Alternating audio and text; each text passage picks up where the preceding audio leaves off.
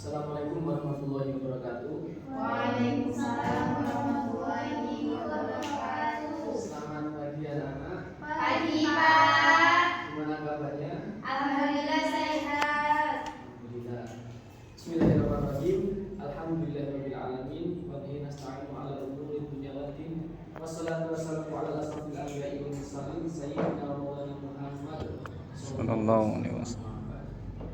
Alhamdulillah, pada pelajaran agama Islam kali ini kita masih dapat bertemu dalam keadaan puasa dan keadaan sehat walafiat. Jadi sebelum mulai pelajaran, Bapak mau ngasih terlebih dahulu mengajak kehadiran kalian. Husnul Fadilah, Hadir Pak. Husnul Hanifah, Ferdi Agustian, Hadir Pak. Kenapa? Bolos sahur Pak, tidur. Tidur, Bapak. Tadi habis roda di kampus. Ziar bin Arais, Ulil Hidayat, Hadir Pak. Eka Nurdayati, Hadir Pak. Alhamdulillah. Yang tidak hadir hanya satu, Ferdi Agustian. Baik, pada kesempatan kali ini kita akan mempelajari mengenai tajwid pada bidang kita. Jadi pada semester 1 ini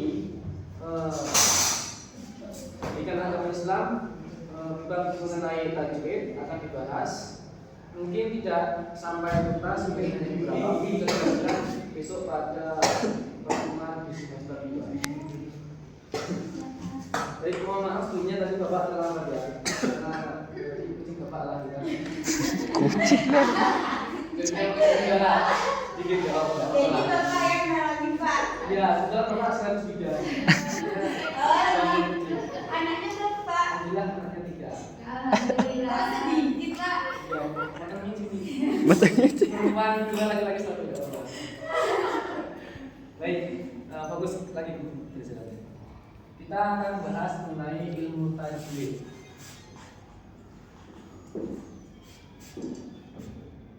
Coba dari kalian ada yang tahu apa itu tajwid? Apa pengertian tajwid? Ada yang tahu katakan? Gak tahu Pak.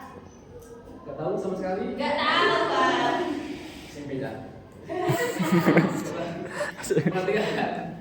Jadi perhatikan, tajwid adalah suatu bidang atau ilmu yang mempelajari tentang tata cara membaca Al-Quran dengan baik dan benar sesuai dengan kaidah-kaidahnya atau kaidahnya yang tertentu.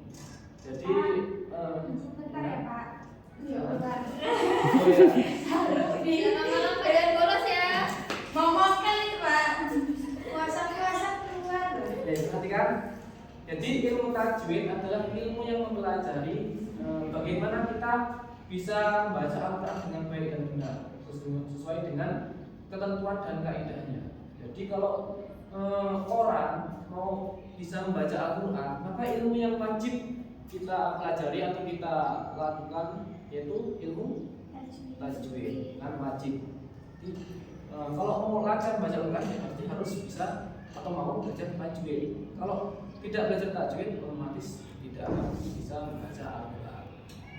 Jadi ilmu tajwid adalah ilmu yang sangat penting kita pelajari, sangat penting. Karena Al-Quran yang menjadi kitab kita adalah pedoman bagi kehidupan kita selama di dunia dan akhirat. Tidak hanya di dunia, tapi di akhirat juga. Makanya penting. Makanya oleh karena itu ilmu tajwid adalah ilmu yang penting. Baik. Mungkin kita di kelas 7 ini hanya mempelajari sedikit, ulas sedikit, tidak banyak. Yang pertama, pengertian.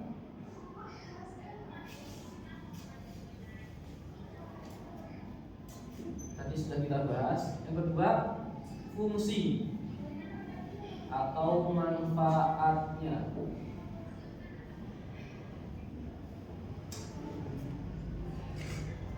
Ada yang tahu apa manfaat kita mempelajari ilmu tajwid? Biar bisa baca Al-Quran Pak. Bisa biar bisa membaca Al-Quran. Sudah bisa baca Al-Quran semua? Belum, Pak. Belum. Makanya kita belajar bareng. Ya, masih Iqra 5, Pak. Kalau lima SMP kelas 1 ya. Gak naik-naik, Pak. Jadi pengertian tadi sudah fungsi sudah kita bahas sedikit dari pengertian. Bahwasanya tujuannya yaitu untuk kita dapat membaca Al-Quran dengan baik dan benar. Karena kalau kita membaca Al-Quran tidak dengan baik, tidak dengan benar, maka salah kita baca Al-Quran satu huruf saja dapat membuat artinya berbeda. Ketika kita sudah belajar tajwid, kita tidak mau belajar lagi mendalami, kita membaca Al-Quran dengan salah, maka kita akan mendapatkan dosa. Kecuali kalau kita membaca selawat atau syair lainnya itu tidak dosa, tapi khusus Al-Quran kita salah membaca dapat dosa. Makanya penting sekali belajar ilmu tajwid. Pengertian sudah, fungsi sudah. Kita lanjut ke pembahasan pembagiannya. Tadi ada pembagiannya yaitu tentang mat, ada juga tentang guna, ada juga tentang tanwin atau mati, ada takik atau tafwid dan yang lain-lain. Yang pertama kita akan bahas mengenai hukum tanwin atau nun mati. Nun mati maksudnya nun yang berharokat sukun. Jadi pembagiannya tanwin atau nun mati bertemu dengan suatu huruf hijaiyah. Huruf hijaiyah ada berapa semuanya? 26. Ada berapa? 11. 27 atau 26? 28. Ya, 28. Berapa, Pak? 28. Juga mungkin di masa yang lain ada yang menganggapnya 29 dan juga yang 30. Tapi kalau kita sampai ada yang 20, kita punya 28. Jadi ketika bertemu dengan huruf hijaiyah maka bisa dinamakan izhar. Ada infak. Ada juga iqlab. Ada juga idgham bilguna dan bilguna. Nanti kita bahas satu persatu. Banyak banget, Pak. Ya, ini kita kecil ya. Kalau hari ini mungkin kita hanya membahas tentang izhar atau izhar dengan Pak. Yang pertama izhar. Ada yang pernah belajar tajwid sebelumnya di SD? Udah, Pak, tapi lupa. Tapi lupa. Iya. Oke, coba kita bahas lagi. Izhar yaitu ketika nun mati atau tanwin, itu namanya nun mati. Atau tanwin. Nah, tanwin dibagi menjadi 3. Ada fathah tanwin, ada kasroh Tanwin. dan Doma. tanwin. Mati atau tanwin dengan huruf izhar. Izhar terdiri dari alif, ha, kha,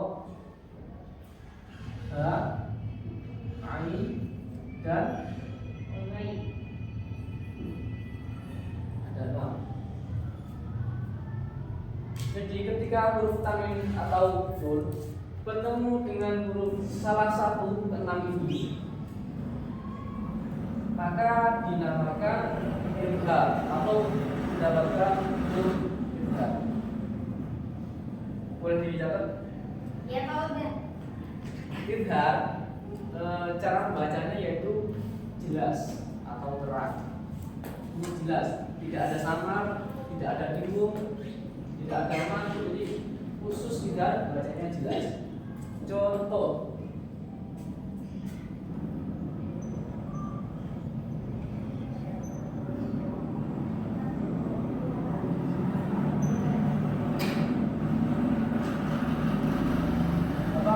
satu contoh kalimat an-amru.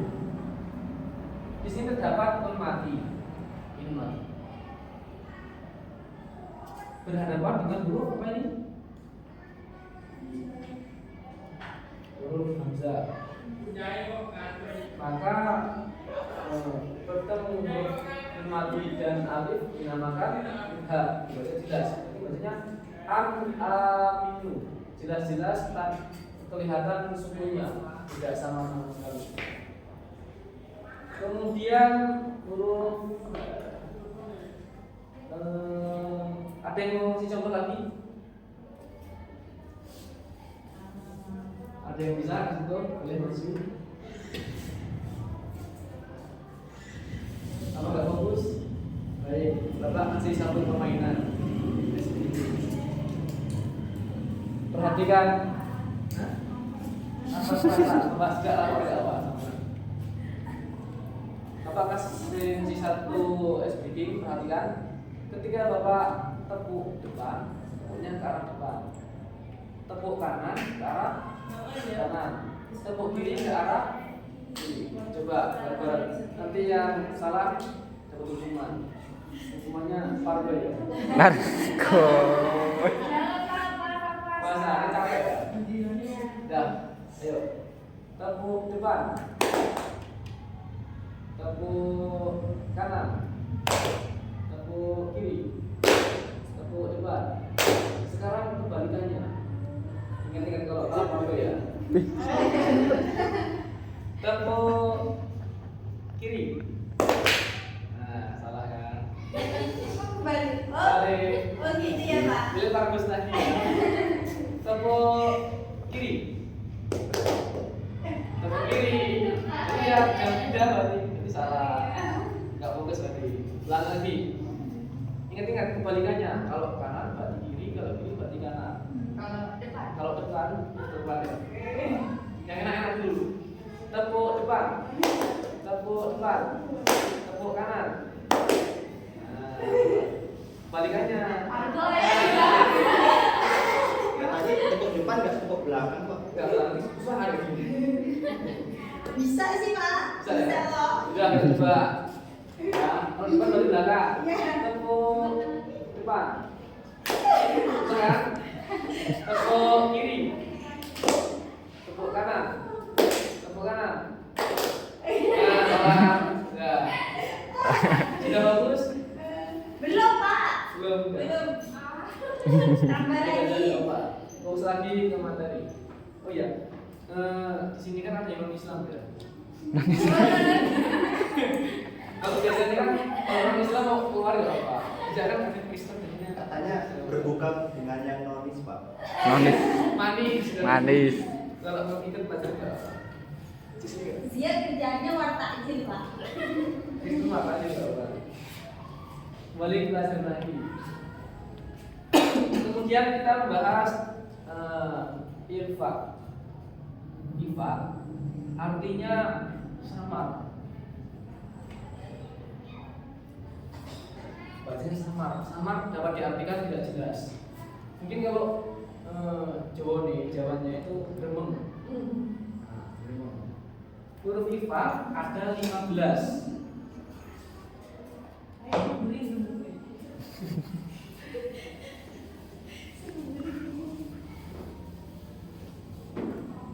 Ada 15 huruf-hurufnya, pokoknya selain huruf idhar, berarti selain huruf idhar tadi ini, selain huruf itlaq ba, selain huruf idham bila gunah dan bigunah, ya, nun, mim, bau, lam dan ro, maka sisanya itu semua 15 huruf irfa.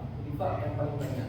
Cara membaca huruf irfa yaitu disamarkan atau contoh.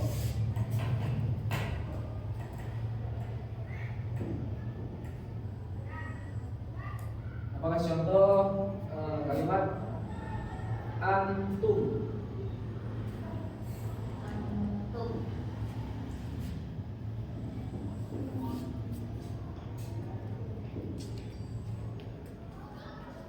Contoh antum ta'lamun. Di sini terdapat huruf nun mati bertemu dengan huruf ta.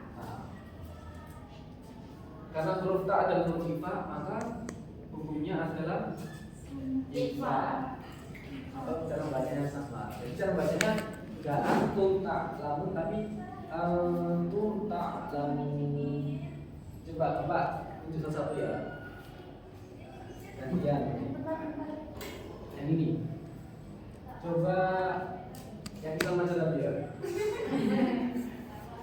Ya, Ulil.